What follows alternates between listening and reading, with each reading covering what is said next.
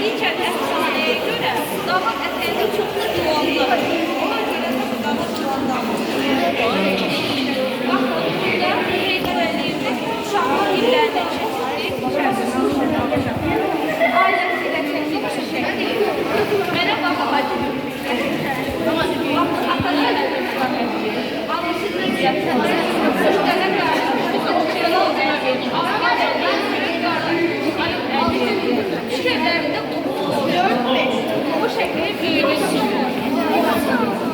Bakın, burada 15 yaş var. İlk dəfə təhsil altında naxıran pedagojik şeylərdə oranın üzrü sənaye başlanır. Amma ikinci dünya müharibəsinin başlanması təhsildə yardımcı 1942 ildə bu şəkildə Heydər Əliyev Bir də Vətən müharibəsi rəşadətli əməlinə görə ordeni verilmişdir 1945-ci ildə. Yaxın dostları ilə seçilmişdir. Baxın, bu həm şahların həm də ən yaxın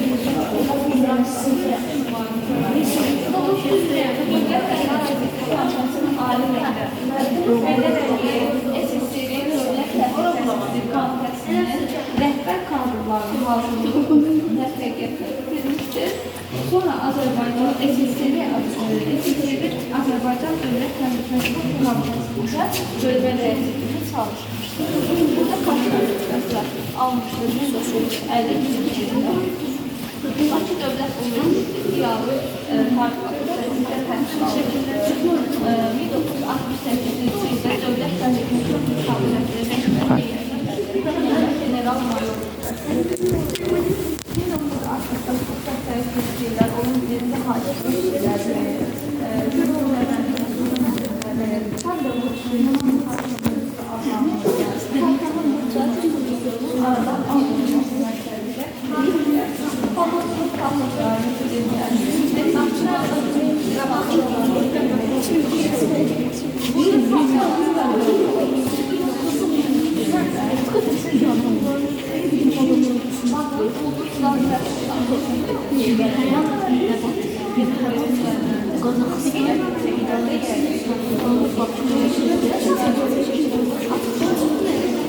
Bakı məişət kanunlarında sabun, çoxlu sayda kabinetlərdə kullanılırdı. Avropa ölkələrdə kullanılırdı. 6 mindən çox işçisi var idi.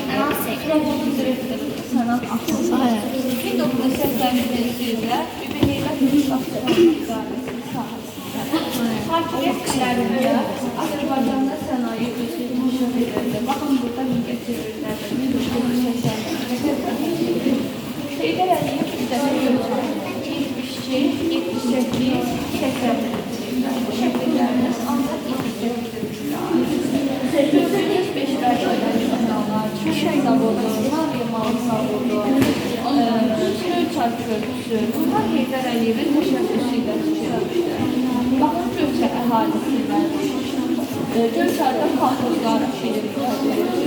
Bu şəkildə rayonumuzun həmin dönəmləri Heydər Əliyevdir.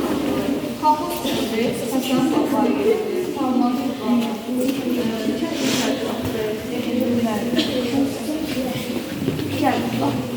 Gəlin, şəkillərimiz hamısı Gölçay'a aiddir. Gölçayda xalqımızdan sonradan Gölçay'a bura qədər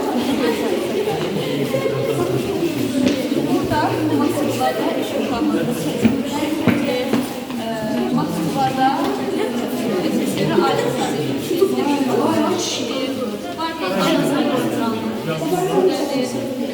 Azərbaycanın savarlı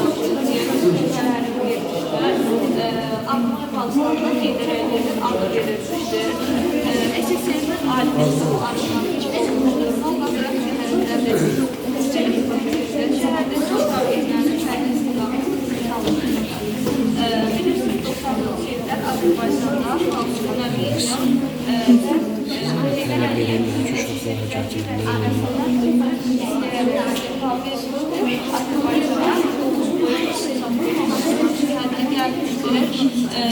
həmin illərdə 3 il Naxçıvanda yaşayıb 93-cü ildə Turan Ali Məclisinin iclasındadır. Hər 3 ilin əslində Naxçıvanda Ali Məclisinin aslında iştirak edir.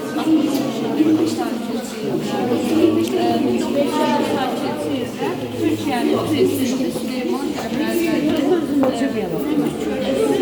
Azerbaycan Türkiye arasında zaten geçmiş altında bir tarihinde